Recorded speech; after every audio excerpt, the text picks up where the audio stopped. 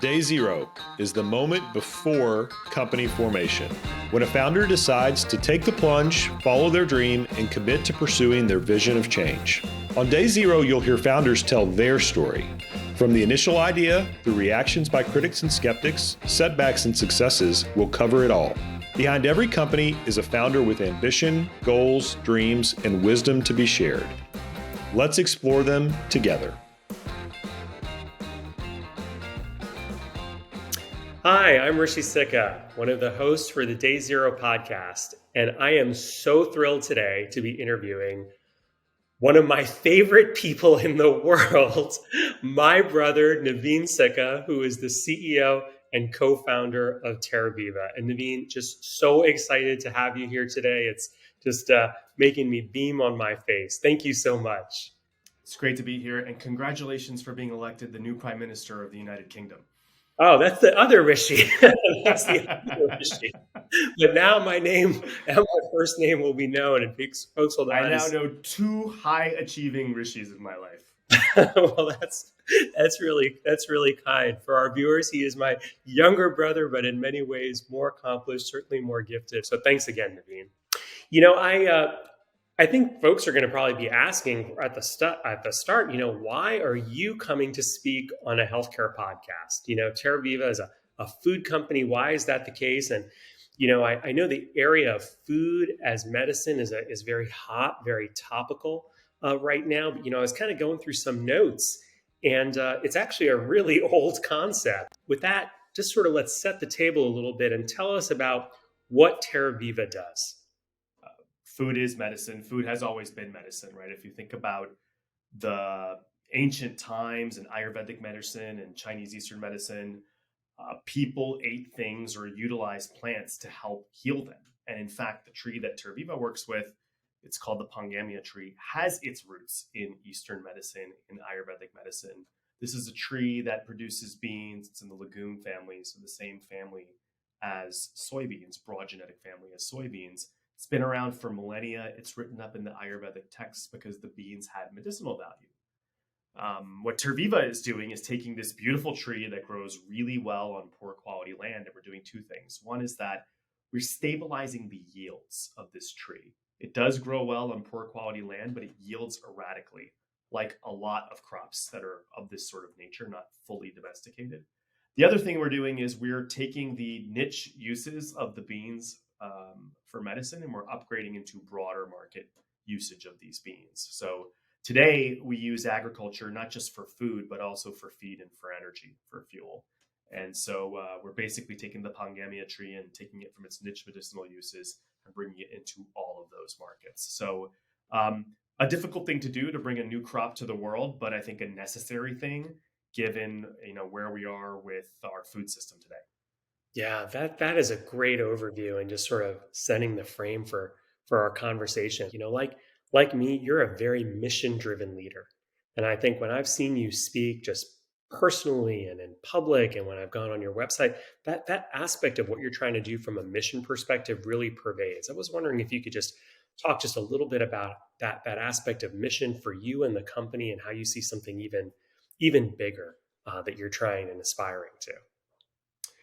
If you look back at the last 10 years of building TerViva, you could argue that it was inevitable that we would get to this point, right? It's a really great tree crop, and the markets are really in our favor. Everybody wants to see things grown sustainably, and everybody wants a more plant-based diet, and everybody realizes that, agriculture needs to, sort of be less environmentally harmful, right?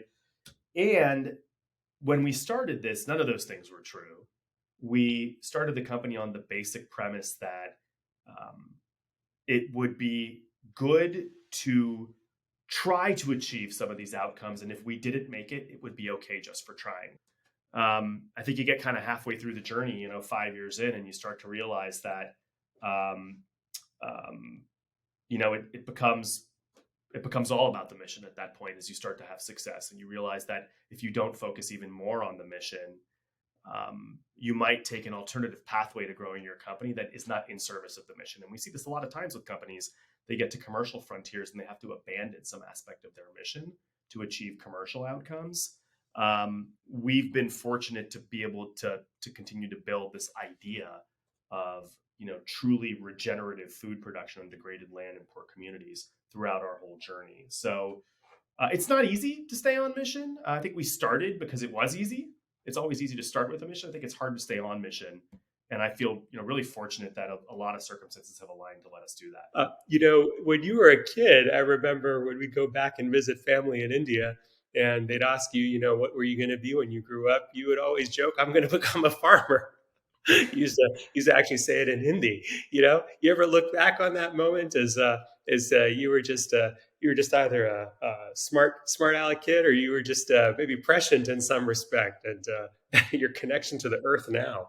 Well, I think, as you know, one of the amazing things about growing up in our household, you and I being the children of hardworking immigrants, a doctor and an engineer that came over from India and built, a new life for themselves and for us here. It's incredible with how much they, struggled to build a life here, how much latitude they gave both you and I to choose paths that we wanted. So it all comes from, as you know, them giving you and I both the flexibility to build our own journeys.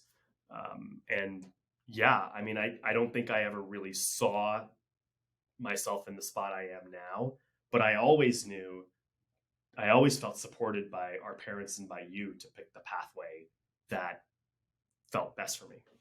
Two transitions that you've undergone over the course of the company. The first one is a topic we actually talk a lot about in Day Zero, which is very important for first-time entrepreneurs, a critical core competency, and this is the issue of product market fit, and really establishing that product market fit as soon as possible, or pivoting as the case may be. Talk to us a little bit about TerViva's journey on product market fit. You started one place, in energy, you've moved to another place. Talk about that journey, both from a company perspective and if you can, also from your mindset perspective too, as the CEO co-founder. As I mentioned, when we started building TerViva, we knew we had two objectives to deliver. One was to make this crop actually physically work, right? It does grow around the world. It does produce beans, but nobody had done the work to make it produce beans consistently on that poor quality of land. And then the second thing was to take those niche markets, medicinal markets for which the beans are used, and to upgrade into larger markets. So that's a lot for a small company to do. And quite honestly,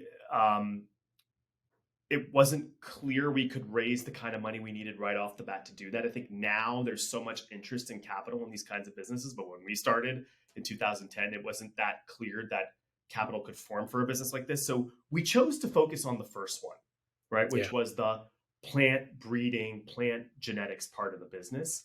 And the easiest thing to do in the second bucket with these beans that had medicinal uses was to use that oil for biofuel. It's a very drop-in application. You could just take the crude vegetable oil, which had a very strong bitterness, medicinal value, but very strong bitterness, and to put it right into biofuel. So it was a choice of convenience early on, quite honestly, to take our limited capital in the early years and to focus it in the one area that we felt would really unlock the growth for the business, which was to work with farmers to prove that the tree could grow well. And then once we proved the tree could grow well, then we could put more money to work on diverse applications beyond biofuels. So that was sort of always the plan early on. I think what happened, unfortunately for us, is as we put all of our money to work on the crop side of it, the tree growing side of it, the biofuel market, which was attractive when we started, actually collapsed.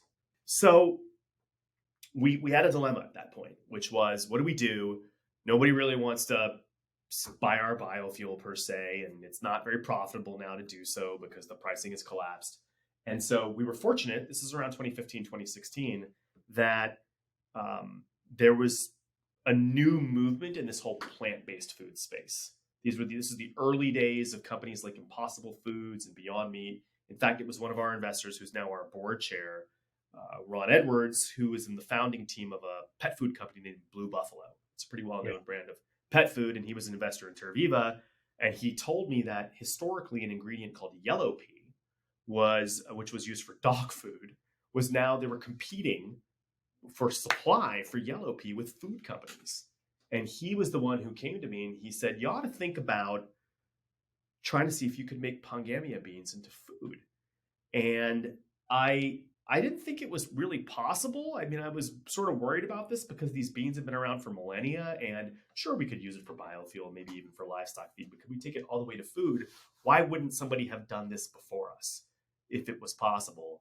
And yet we knew that if we could make it into food, there's no better of a pull through in the market to really stimulate interest in what you're doing than consumers. I mean, you could sell all the biofuel you want, but nobody goes to the pump buying a particular type of fuel. Let's face it. Right. Everybody's going to the pump. Everybody's going to the grocery store, though, to buy a particular type of food. So again, this is one of the many instances of luck in TerViva. We were able to successfully scale up the production of these beans into the food supply chain. And that pivot from fuel or biofuel to food really unlocked bigger picture thinking for our company with bigger stakeholders in our system, like NGOs and of course investors, governments, that suddenly are like, wow, you can help solve problems related to food security. You can help solve problems related to climate change emissions from our food supply. Yeah, Naveen, I loved hearing that story. I obviously over the years would hear about it in an incremental way, but just kind of hearing that arc and being able to look back, it's just a tremendous story. It's also a story of resilience, a story of some curiosity on your part that somebody's saying something and you're willing to explore. We've kind of seen that with other people on day zero. And then I should add one thing in there too, because it takes a real team. As you know, I have my dear friend and my co-founder Sudhir is in this company, and he's been with me from the very beginning. And one of the things that's amazing about him is that he brings what I call a day zero mindset to the job. He was the one that was as I was sort of worried. I was like, oh my gosh, we could fail here. We could put all this money to work and never make food. He was the one that sort of sat right next to me and said, let's just go for it, right? Like he had no qualms about sort of abandoning the history and pushing for what was better. It takes a whole team to make this pivot, is what I would say. Yeah, no, that is a wonderful reminder that it's a team, it's curiosity, it's resilience, and sort of bringing that kind of thing into the culture of the company. So wonderful to hear that arc of that pivot, and again, hearing the importance of product market fit. It seemed like one day you were domestic, so to speak. And then, obviously it is truly incremental.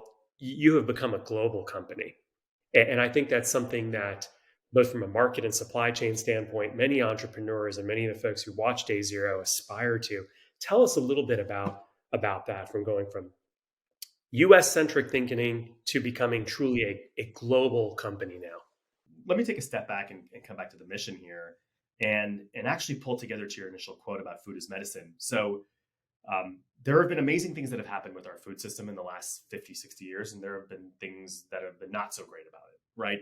The amazing things are that, we went from the 1950s pretty much onward in an era called the Green Revolution. We went from food scarcity,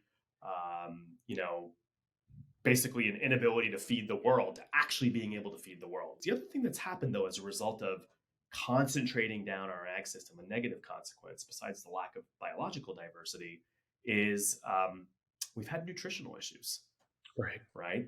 We have a lot more nutritional issues from cheap, always available food that we didn't historically have. Case in point, we don't eat soybeans or corn as humans, but we do use it to feed animals. And we've made that production. 60% of the cost of making meat comes from what you feed the animal before you eat it.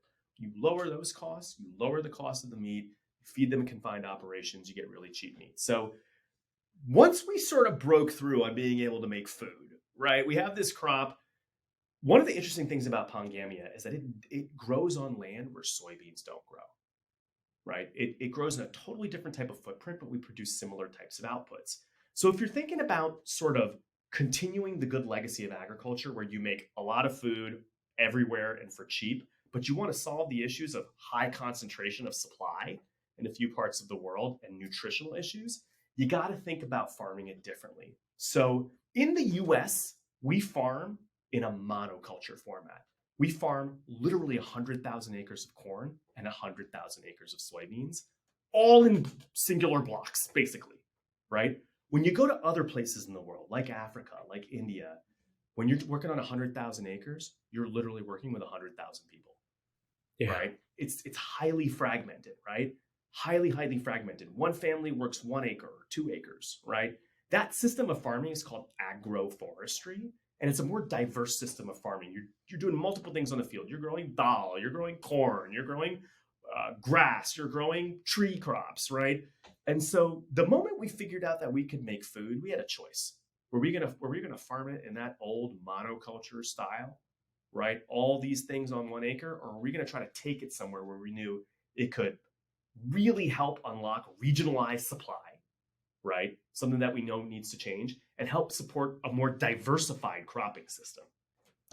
Again, tough, but I'm super committed to, once we get TerViva to the point where, everybody knows that it's sort of achieved all the successes we wanted, that those successes were aligned with the kind of future we want to see. From a macroeconomic perspective, tell us a little bit about how you're looking at this uncertainty, things you're thinking about, either that you've done or will be thinking about from a proactive standpoint to sort of navigate this time. The world recognizes climate change as a real existential threat. And in particular, businesses do. So businesses around the world are making commitments to being net zero by this point, whether it's in energy, literally like petroleum companies or food companies or technology companies. Everybody's making these commitments. And they have committed not just to do that for themselves, but they've committed to invest in this area. So while at the same time financial capital is really pulling back because the cost of capital is going up, corporations have become the key strategic investors in our space. And so the optimism comes from the fact that, quite honestly, the right pathway to scaling our impacts is through working with these corporations in the first place, the incumbents, and now they're willing to invest, right? So that's the optimistic part of it. I think the pessimistic part of it, quite honestly, is that the old traditional Wall Street capital that we all relied upon pretty heavily over the next 5 years, that is going to be much harder to pull together. Right. That's a great framing. As we sort of start to wrap up, our two last questions, I do want to give you a chance to just share the good news. What's sort of the next 12 to 18 months look like for TerViva? I know it was a little while ago, but you had a big article in the Wall Street Journal about an agreement with Danone. What can we expect from TerViva? When are we going to get some Pongamia oil on our shelves? What's the future hold? Tell us the outlook here. Yeah, it's time to get product into the market. So we actually just announced this week our first distribution agreement of what we call Ponova oil, which is edible Pongamia oil in the market. It's with a company called Saranda. They're going to be basically taking wholesale oil from us and then working with their customers, which are the Danones and Cliff Bars and General Millses of the world, and they're going to get our oil into their products. So we have a great partner there. There will be, I probably can't share what it is, but there will be a product you can buy using Ponova oil, actually a protein bar you can buy using Ponova oil in early next year. So That'll be the first kind of composed product you'll be able to see in the market. And then later on in the year, you'll see Ponova oil appear in food service and restaurants, and in probably a couple of other types of products as we scale up production. So that's very, very exciting. The other part of our business that we focus on while we kind of make edible food products is we focus on tree plantings. And we are going to be expanding from our core US footprint of tree plantings into, in particular, India and Australia with larger plantings. The India acreage is around agroforestry, like planting few amounts of trees with lots of people. And that's very exciting for us. And one of the nice sort of co-benefits of doing those plantings is the ability to generate what we call carbon credits out of those plantings, which is a monetizable way to sort of prove that you're having that carbon sequestration impact. So the combination of tree plantings and carbon credits plus first food products making it into the market, that's what the next 12 months look like for us. And really, frankly, just weathering this economy, trying to work together with the industry, so to speak, to prove that you can continue to scale these businesses across any kind of macroeconomic environment. Yeah, no, thank you for reminding us about the brass tacks and then the great news that's coming up. You've been through a tremendous tremendous journey, a tremendous experience here. If you could go back in time and talk to your younger self, maybe let's say 15ish years ago or so, what would you want to say to your younger self? Sticking to the sort of core theme of being an entrepreneur, I think one thing I didn't do as good of a job of early on as I think I do a better job of it now is being very, very focused. All entrepreneurs have the same challenge early on, which is to try to please a lot of different constituencies as you can, as you try to find that product market fit. You have 7 or 8 good ideas out there to try to see which one is going to stick, that you can get growth on. That is really dilutive to capital, to focus. I think you have to really focus on what the market is going to fund. Even if you think your idea is great, you got to find that careful intersection of like what you're good at, what you believe in from a mission perspective, and what the market is going to fund. Right? I think a lot of entrepreneurs tend not to focus enough on the last one, tend to spread their bets out a little bit, when you're probably better off focusing on 1 or 2 bets that just help you do the other 2 things, right? Which is build the technology and build the mission. Focus on what that market momentum is rather than trying to create momentum on your own. I think that's a lesson we had to learn. We probably could have pivoted to food earlier, frankly. I just think that, we wanted to have a lot of irons in the fire and keep some legacy things going longer than maybe we should have. So I think you have to go through it to sort of know that that's what's needed. You need to have experienced success and have the courage to be more thoughtful with your bets. But when I talk to entrepreneurs today, that's what I always tell them. I'm like, what is the real product or 2 you need to do, not the 5 that are going to help you get to the next point of your growth. Naveen, that is a great close for this session of Day Zero, just sort of reflecting on that aspect of focus on what is the mission, what do you do well, what's sort of the economic engine, and that coupled with the advice you gave on fundraising and just this tremendous arc about not just something that's near and dear to me, not just being authentic to mission, but the power of staying with mission and leading by mission. And the great things that it can do for a company and for a global marketplace. Your team, TerViva, are powerful reminders of that. Can't wait to see TerViva products in our hands in the supermarket in the time to come. Thank you so much for being on Day Zero. Thanks, Rishi, for this was having me. Awesome and special. Nice experience to be together with you here. Oh, likewise. Thank you so much.